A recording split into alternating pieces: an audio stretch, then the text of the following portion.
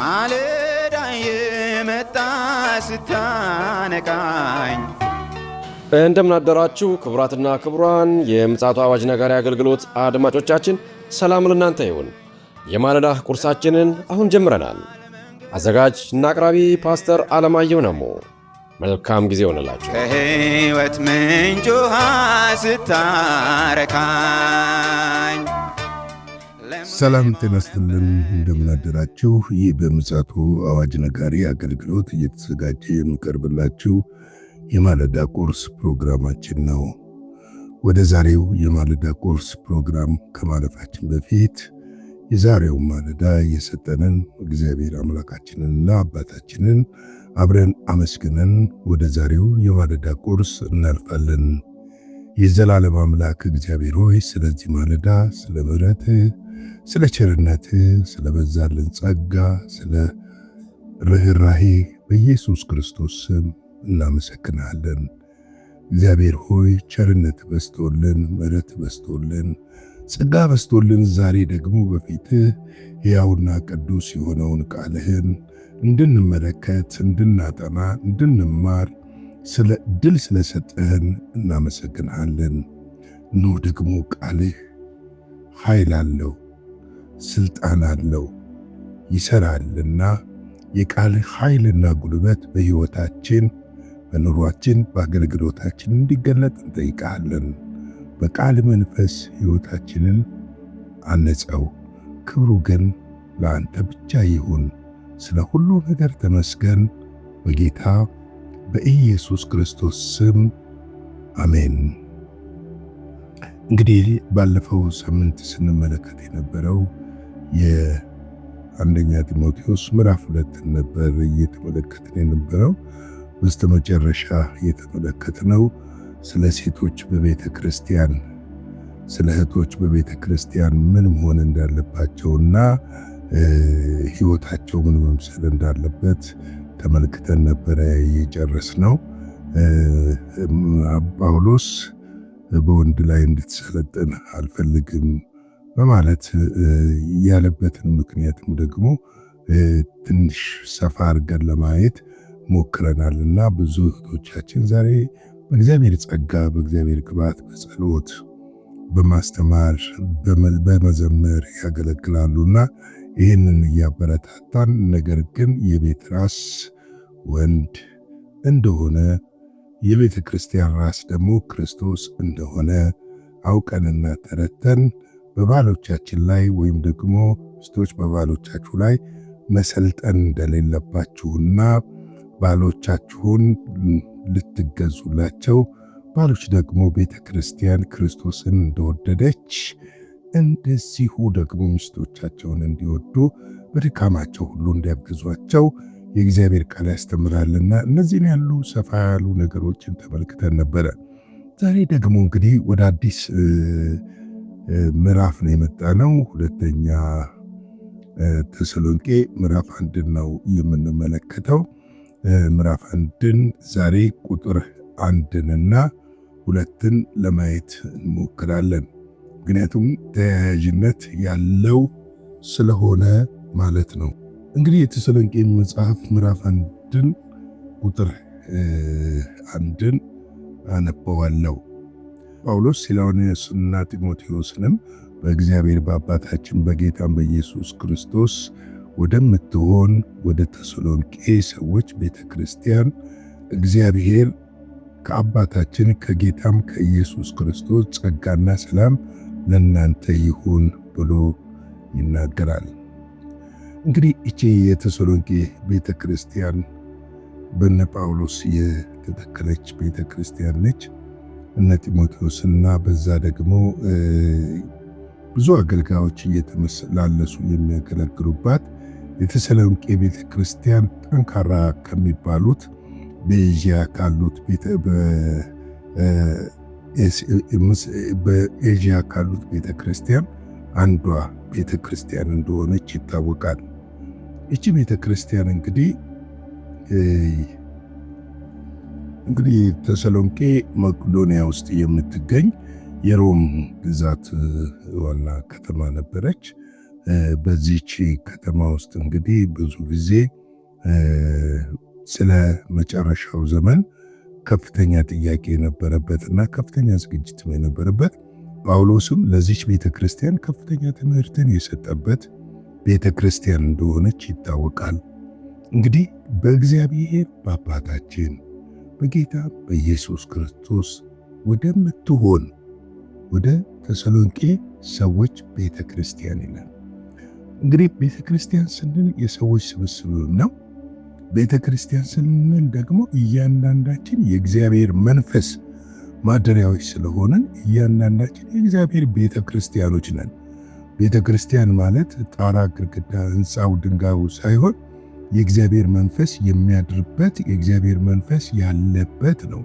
እንግዲህ እቺ ቤተክርስቲያን ደግሞ በዚህ ስለመጨረሻው ዘመን ብዙ ጥያቄ የነበራቸው ቤተክርስቲያኖች ነበሩ። እንደውም በአንድ ወቅት ላይ ንብረቶቻቸውን ሽጠው ሁሉ ስራ ሁሉ አቁመው ክርስቶስ ይመጣል ብለው ተዘጋጅተው በሚጠብቁበት ሰዓት ጳውሎስ ስለ ምጽአቱ በግልጽ ለነሱ ደብዳቤ ጽፎላቸዋል። በዚሁ በአንደኛ ተሰሎንቄ ምዕራፍ ቁጥር 5 እና በሁለተኛ ተሰሎንቄ ታገኙታላችሁ። እንግዲህ ጳውሎስ ሁለተኛ ደብዳቤው ነው። ይህ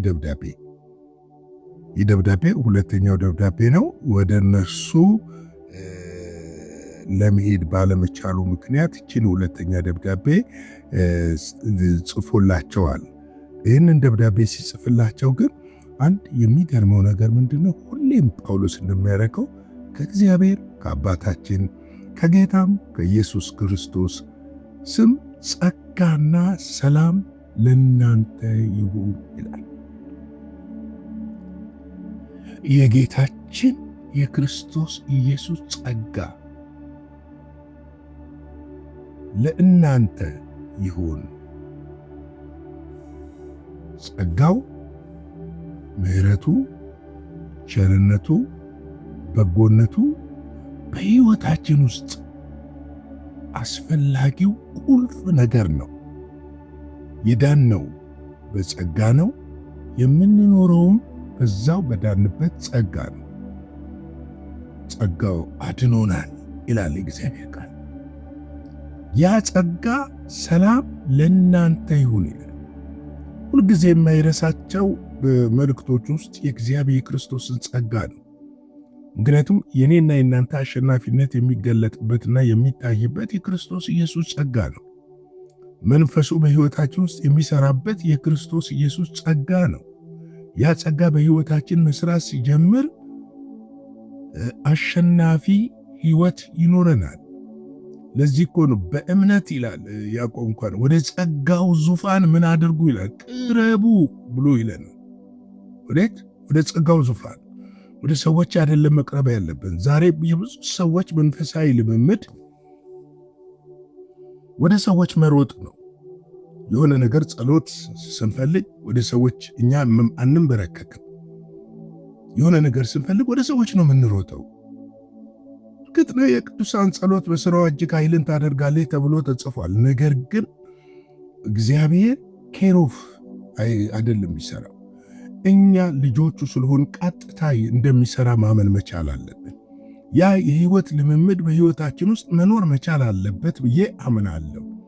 ስለዚህ ደግሞ የእግዚአብሔር ጸጋ በነገር ሁሉ ሊያግዘን ሊያበረታን በእኛ ህይወት ውስጥ ሊሰራ የታመነ እንደሆነ ልናውቅ ያስፈልጋል። ወገኖቼ የእግዚአብሔር ጸጋ ዛሬም ይሰራል። ዛሬም ታምራትን ያደርጋል። ዛሬም ነገሮችን ይለውጣል። ዛሬም ኃይል፣ ዛሬም ጉልበት ይሰጣል። ዛሬም ከወደቅንበት ወይም ደግሞ ከተሳሳትንበት የመመለስ ኃይልና ስልጣን አለው። እኛ ግን ወደ ጸጋው ዙፋን በእምነት እንድንቀርብ እግዚአብሔር ይፈልጋል። በእምነት ቅረቡ ስለሚል ስለዚህ ነው ከኢየሱስ ክርስቶስ ጸጋና ሰላም ለእናንተ ይሁን ይላል። ሁልጊዜ አስፈላጊ ነገር ነው ጸጋው። ያለ ጸጋው ምንም ነን፣ ምንም።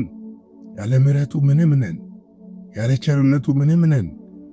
በምድር ላይ በሕይወት ዘመናችን ስንኖር የምንኖረው በእግዚአብሔር ጸጋ እንደሆነ ልናውቅ ልንገነዘብ ያስፈልጋል እላለሁ። እንግዲህ እግዚአብሔር አምላክ በነገር ሁሉ እንደሚረዳን ልናምንም ልናውቅም አስፈላጊ መሆኑን እንድትረዱ ፈልጋለሁ። ምክንያቱም ጸጋው በሕይወታችን ውስጥ በሚሰራበት ሰዓት የሕይወት ለውጥ፣ የአገልግሎት ለውጥ፣ የኑሮ ለውጥ በቤታችን በሕይወታችን ይከናወናል። ሮሜ 1:7 ላይ በእግዚአብሔር ለተወደዳችሁ ቅዱሳን ልትሆኑ ለተጠራችሁ በሮሜ ላላችሁ ሁሉ ይላል ከእግዚአብሔር ከአባታችን ከጌታም ከኢየሱስ ክርስቶስ ጸጋና ሰላም ለእናንተ ይሁን፣ ጸጋና ሰላም ለእናንተ ይሁን ብሎ ይናገራል። የእግዚአብሔር ጸጋና ሰላም በሕይወታችን ሊበዛ ያስፈልጋል።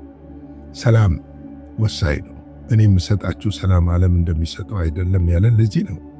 እሱ የሚሰጠን ሰላም የዘላለም ሰላም ነው፣ የማይናወጥ ሰላም ነው። ለዚህ ነው ጳውሎስና ሲላስ በእስር ቤት በተጣሉ ጊዜ ያ ሰላም በውስጣቸው ስለነበረ ጸጋው አቅም ጉልበት ሆኗቸው ስለነበረ ከጸለዩ በኋላ እግዚአብሔርን ማመስገን የጀመሩት፣ እግዚአብሔርን ማምለክ የጀመሩት።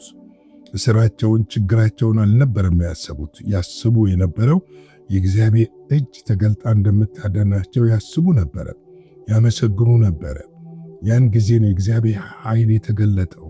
እግዚአብሔር ጸጋ ተገልጦ እስራታቸው ተበጣጥሶ እንደገና ወደ ውጭ ወጥተው ወንጌልን መስበክ የቻሉበት ምክንያት ያ ነው። ዛሬም ባለንበት ሕይወት ውስጥ ይህ ጸጋ በሕይወታችን አስፈላጊ ነው። ይህ ጸጋ ታሪካችንን ለመቀየር እጅግ አስፈላጊ ነው። አገልግሎታችን እንዲስፈነጠር ከፈለግን በዚህ ጸጋ ላይ መታመን መቻል አለብን። ለዚህ ነው ይህ ጸጋ ከኛ ጋር ሊሆን ያስፈልጋል። ብዙ ሰዎች ጸጋውን የሚፈልጉት ጸጋ ማለት በቃ አይደለ ተደርጎልናል፣ ተሰርቶልናል፣ ከዚህ በኋላ እንደፈለግን አይደለም። እንደዛ አይደለም። ጸጋው ኃጢአትንና ዓለማዊ ምኞትን የሚያስክድ ነው፣ እንድንክድ የሚያደርገን ነው እንጂ ኃጢአትን በእኛ ሕይወት የሚያበረታታ አይደለም፣ ሊያበረታታም አይፈልግም። ስለዚህ ነው መጽሐፍ ቅዱሳችን በግልጽ በዚህ ጸጋ ውስጥ መኖር እንዳለብን የሚናገረው። ሮሜ 6 ላይ ሄደን ስንመለከት እንደዚህ ይላል፣ ለኃጢአት የሞትን እኛ ወደፊት ይላል ወደፊት እንዴት አድርገን በእርሱ እንኖራለን? ወይስ ከክርስቶስ ኢየሱስ ጋር አንድ እንሆን ዘንድ ብሎ ይቀጥላል። እንዴት እንኖራለን? ከላይ ቁጥራን እንግዲህ እንላለን ጸጋው እንዲበዛ በኃጢአት ጸንተን እንኑርን? አይደለም ነው የሚለው። አይደለም። ለኃጢአት የሞትን እኛ ወደፊት እንዴት አድርገን በእሱ እንኖራለን ብሎ ይናገራል።